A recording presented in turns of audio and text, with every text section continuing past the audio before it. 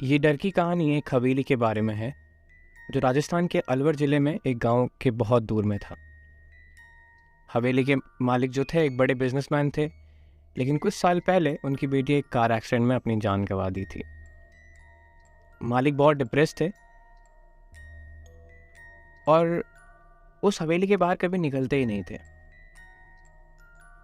एक रात एक घर के बाहर से आवाज़ें आने लगी, जैसे कोई पायल की आवाज़ें जैसे आती हैं, उनकी छनकार सुनाई देने लगी सबको। सब लोग डरा हुआ होकर अपने अपने घर में चले गए, पर हवेली में कुछ लोग रह गए थे। उनको भी डर लग रहा था, लेकिन वो हवेली से बाहर नहीं जाना चाहते थे।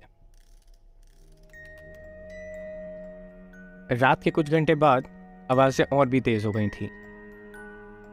हवेली के अंदर कुछ ऐसी आवाज़ें सुनाई दे रही थी जैसे कि कोई चल रहा हो, लेकिन कोई दिखाई नहीं दे रहा था। तभी एक आदमी हवेली के अंदर झांकता है। उसे कुछ नहीं दिखता पहले तो, पर जब आवाज़ें वापस सुनाई देने लगी तो वो आदमी ने वापस से झांक कर देखा, तो जैसे कि उसके सामने से एक साया गुजर रहा था। वो जो साया उसकी तरफ मुड़ के देख रही थी, तब इंसान को एहसास हुआ कि वो साया उस मालिक के, जो हवेली के मालिक थे, उनकी बेटी जैसे दिख रही थी। ऐसा लग रहा था कि उस गांव की सबसे काली रात वो ही हो। सारी रात लोगों ने आवाज़ें सुनी, भयंकर चीखें सुनी,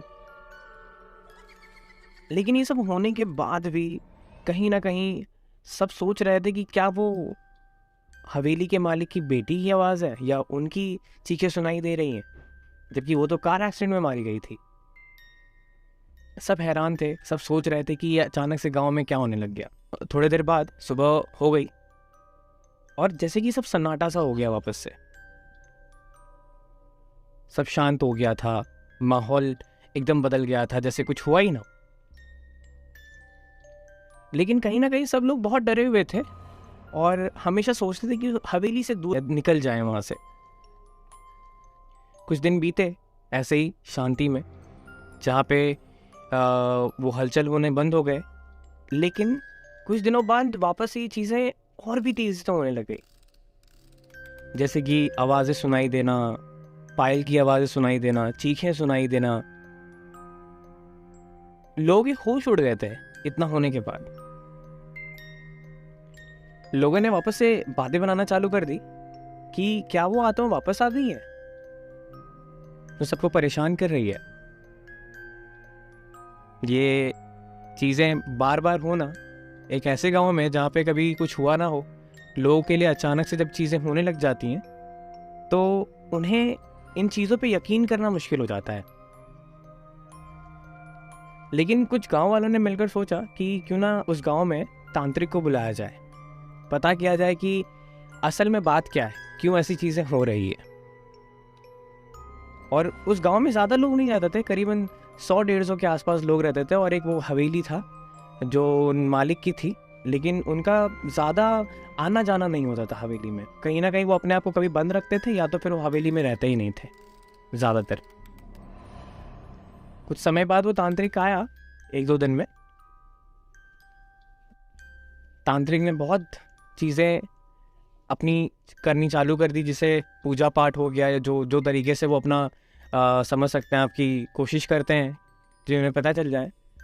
तो तांत्रिक को कैसे न कैसे तो पता चला कि हवेली के नीचे एक टनल जाती है, एक रास्ता जाता है जिससे एक जगह से दूसरी जगह जा सकते हैं। लेकिन इस रास्ते के बारे में सिर्फ मालिक और कुछ नौकर ही जानते थे, उनके अलावा किसी को ही चीज़ें पता ही नहीं थी। तांत्रिक ने बताया कि शायद टनल में कुछ हुआ है, और शायद वो जो आत्मा की बात कर रहे हैं, जो कि उस हवेली के मालिक की बेटी की थी, वो कहीं आत्मा उस टनल में तो नहीं फंसी हुई है। समय बीता, 1-2 दिन बाद वापस से वो तांत्रिक आया और उन्होंने कोशिश की कि टनल में क्या चल रहा है उसके बारे में जानते हैं। तो जो गांव के 2-3 लोग थे वो टनल के अंदर गए और बहुत अच्छे से छानबीन की। अंधेरा था पूरे टनल में, ज़्यादा कुछ दिखाई नहीं दे रहा था। लेकिन वहाँ कोई निशान तक नहीं था कि वहाँ पे कुछ हो, जैसे कि कोई आत्मा हो या ऐसे आपको फील होता है ना कि हॉन्टेड है जगह, वैसा कोई भी निशान किसी को दिखाई नहीं दिया। लेकिन अभी भी वो आवाज़ें आती थी, लोग डर के मारे हवेली से दूर रहना चाहते थे और हमेशा कोशिश करते थे कि जितना हम इन चीज़ों से दूर रहें उतना अच्छा है। लेकिन आपको एक चीज़ बता दूं, हम इस चहक महक सी दुनिया में रहते हैं जहाँ पे लोगों को इन चीज़ों को सोचने के बारे में टाइम ही नहीं मिलता। लेकिन आपको क्या लगता है कि ये सच में होती हैं ये चीज़ें, जो भूत की बातें हैं या फिर जो आत्मा है, क्या लगता है, आप क्या सोचते हैं इसके बारे में? ये जैसे कि हम हमेशा सोचते हैं ना कि कोई रहस्य छुपा होगा इनके पीछे। हमें जैसे अगर हम शहर में रहते हैं तो हमें ये चीज़ें नहीं पता चलती, हम या नहीं कोशिश करते हैं इन चीज़ों के अंदर ज़्यादा जानने के लिए। लेकिन गांव के लोग क्यों मानते हैं? क्योंकि कहीं ना कहीं मुझे ऐसा लगता है कि अ, उन्होंने उन चीज़ों को देखा है, महसूस किया है कहीं ना कहीं। और अगर हम कोई अच्छी चीज़ों में विश्वास करते हैं तो ये भी विश्वास रख सकते हैं कि बुरी चीज़ें भी होती हैं। और समय हमेशा एक जैसा नहीं चलता, कहीं ना कहीं कभी हम देखें तो अपने किस्मत पे भी होती है कि इन चीज़ों में फंस जाना कोई आसान बात नहीं है। इस कहानी को मैं आगे कंटिन्यू करता हूँ। कुछ दिनों बाद एक नया परिवार उस गांव में एक नए घर में रहने के लिए शिफ्ट किया। उनको इस हवेली के बारे में कुछ पता नहीं था, पर जैसे ही वो हवेली के पास से गुजर रहे थे, उन्हें भी वो आवाज़ें, वो चीखें, वो चिल्लाहट, ये सारी चीज़ें उन्हें भी सुनाई देने लगी। नए परिवार ने भी इस हवेली के बारे में जानने की कोशिश की। सबने उनको ये कहा कि हवेली में कोई भूत है, और वो भूत कोई नहीं बल्कि वो हवेली के जो मालिक हैं, उनकी जो बेटी हैं, उनकी आत्मा हमेशा वहाँ रहती है। नए परिवार ने सोचा ये तो सिर्फ अफवाह है, कोई बड़ी बात नहीं है, ऐसी चीज़ें हम हमेशा सुनते आते हैं। तो उन्होंने ज़्यादा गौर नहीं किया इस पर। लेकिन मैंने जैसे कहा कि वो गांव बहुत ज़्यादा बड़ा नहीं था, और कहीं ना कहीं वो जो नया परिवार आया था वो वहाँ के सरपंच के कोई रिश्तेदार थे शायद, जो रहने के लिए वहाँ पे आए थे।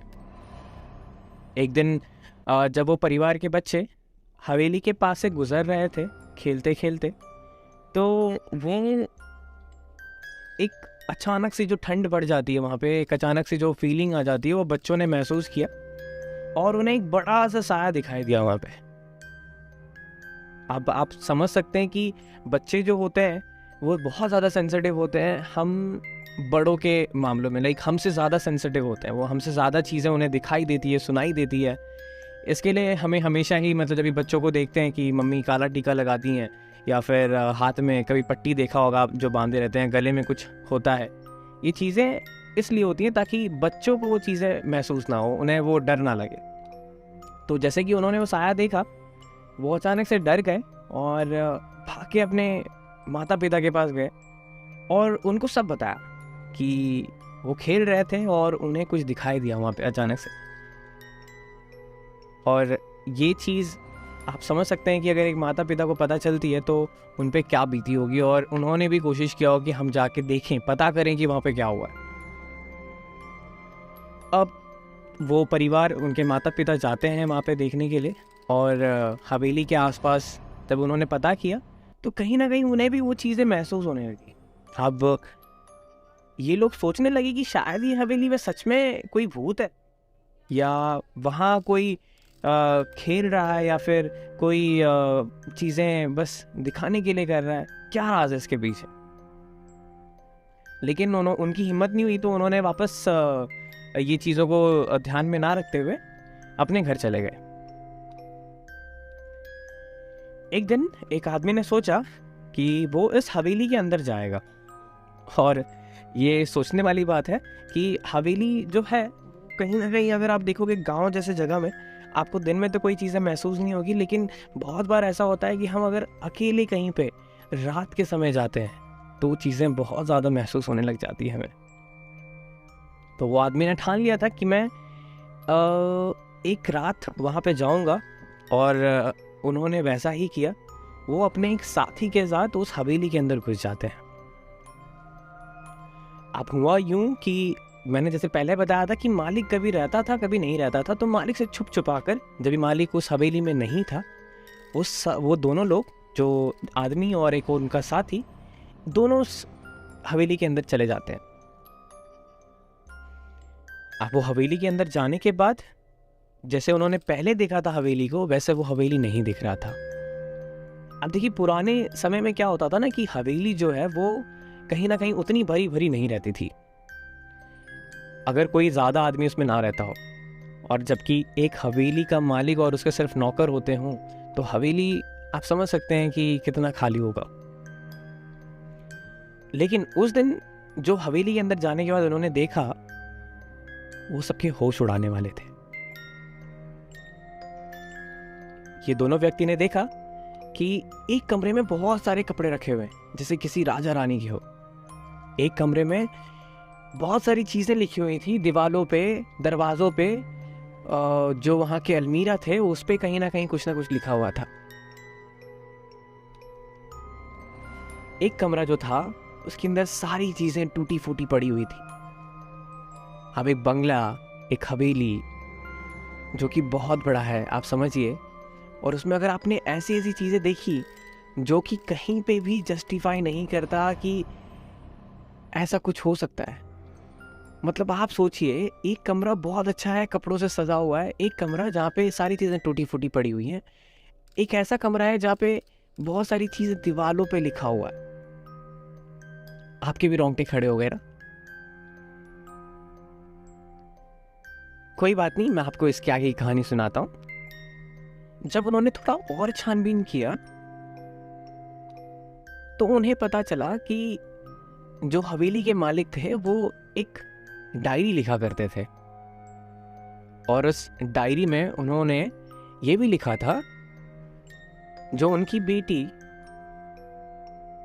उनका नाम रीता था, तो जो रीता थी वो कहीं ना कहीं खुद जादू टोना प्रैक्टिस किया करती थी। उनकी उम्र ज़्यादा नहीं होगी, रीता की उम्र करीबन 28 से 29 साल होगी। जब उनकी रुचि उनके पिताजी को पता चली, जो हवेली के मालिक थे, तो उन्होंने इसका बहुत ही परिष्कार किया। उन्होंने बताया कि ये सब चीज़ें सही नहीं हैं, गलत है, बट कहीं ना कहीं उसने अपने आप को जिंदा रखने के लिए खुद से ही जादू टोना, तंत्र विद्या का सहारा लिया और अपने आप को उन्होंने जीवित रखने की कोशिश की, मरने के बाद भी।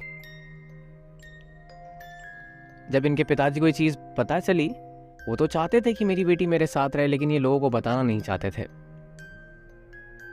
और किताब में लिखा हुआ था कि उनकी जो बेटी है, कार एक्सीडेंट के मारे जाने के बाद भी उन्हें सपने में दिखाई देती थी, उन्हें परेशान करती थी।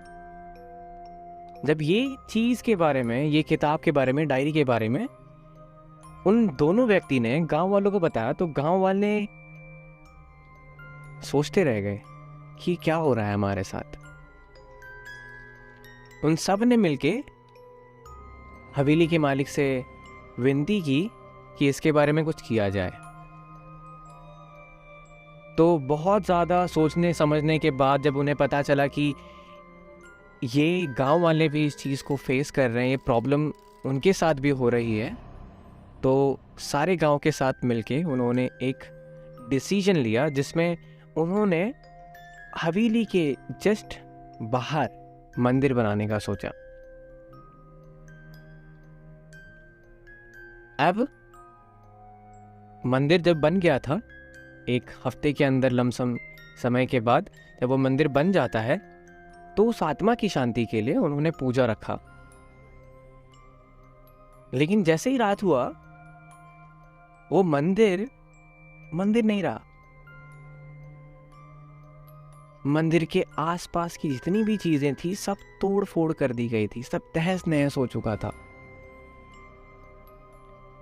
जो तांत्रिक ने घर के नीचे वो टनल बताया था, उन्होंने भी बहुत कोशिश की इसको कैप्चर करने के लिए, इसको जमा करने के लिए, लेकिन आप समझ सकते हैं उनके पास इतनी शक्तियां थी, रीता के पास, कि वो तांत्रिक भी कुछ नहीं कर पाए। देखिए, कई बार ऐसा होता है कि आत्माओं में कुछ ऐसी शक्तियां आ जाती हैं जो शायद हम जिंदा रहने के बाद वैसी चीजें महसूस ना कर पाए। बहुत कोशिश की गई लेकिन कुछ नहीं हो पाया।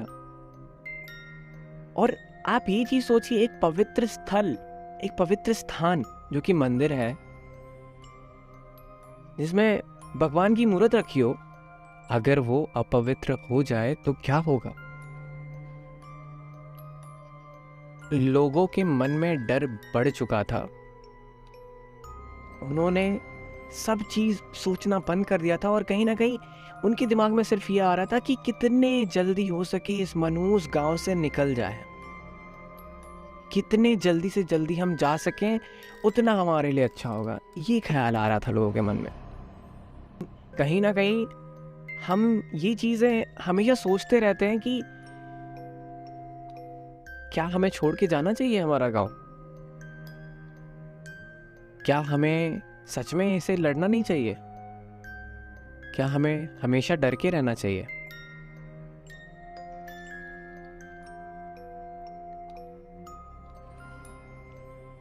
ये चीजें जो होती है, जैसे कि मैंने आपको कहा कि अगर हम भगवान में विश्वास करते हैं, अगर हम मंत्र में विश्वास करते हैं, तो हमें तंत्र में भी विश्वास करना पड़ेगा। ये कहानी भले ही एक काल्पनिक हो, जिसमें बहुत सारी चीजें मैंने जो बताई आपको, ये मेरे मन की बातें हैं, ये मेरी सोच है। लेकिन आपको मैं एक चीज़ बता दूं कि आप ये चीज़ खुद सोचिए कि अगर हम मंत्र में विश्वास करते हैं, अगर हम देवता में विश्वास करते हैं, तो ऐसी चीज़ों में भी विश्वास करना पड़ता है कभी कभी। खैर, उस गांव के लोगों ने फिर एक हनुमान भक्त का सहारा लिया, जिसे उस हवेली के आसपास में एक बड़ा सा यज्ञ करके उस हवेली को बांध दिया गया, ताकि वो आत्मा उस जगह से बाहर ना जा पाए। आपको पता है कि अगर ये चीज़ें भगवान के हनुमान जी के सामने आती हैं, हनुमान जी ऐसे देवता हैं जो इन चीज़ों से हमें हमेशा ही बचाते हैं, तो वैसे सहारा लिया गया और उस जगह को बांध दिया गया। लेकिन मैंने जैसे आपको कहा कि अगर हम ये चीज़ों में विश्वास रखते हैं तो भी सही है, नहीं रखते हैं तो भी सही है। हम हमेशा कोशिश करते हैं आपको ऐसी कहानियाँ सुनाने की, और ये मेरे चैनल पे आने वाली पहली कहानी है आपके लिए। उम्मीद करता हूँ आपको ये कहानी अच्छी लगी हो। मेरा नाम है सुशील, मैं आपसे अलविदा लेना चाहूँगा। हम फिर मिलेंगे ऐसी ही कहानियों के साथ, आपका मनोरंजन करने के लिए, आपका दिल बहलाने के लिए और आपको हमेशा डराने के लिए। लेकिन जैसे मैंने कहा था, फिक्र मत कीजिए, हम आपको अकेला नहीं छोड़ेंगे। अगर आपको कोई भी हमें फीडबैक देना हो, अगर आपको हमारी बातें अच्छी लगती हैं, अगर आपको लगता है कि हमें कहीं इम्प्रूव करने की ज़रूरत है, तो आपके जो फीडबैक्स हैं, आपके जो कमेंट्स हैं, उस पर मैं हमेशा काम करने की कोशिश करूँगा। Thank you so much.